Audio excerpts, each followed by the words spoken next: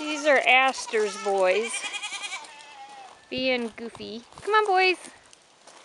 Come on, boys. Good boy. Yeah, it's Junior. Hi, Junior.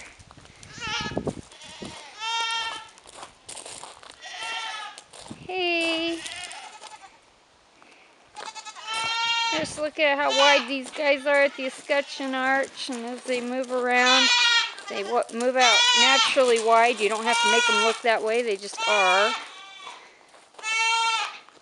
Pretty much most of our bucklings are that way. We've been breeding for those traits for a lot of years now, so we hit it almost all the time. Hi, cuties.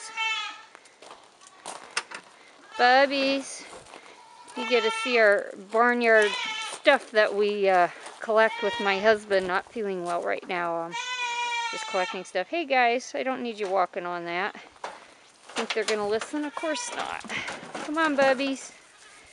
Yeah, exploring.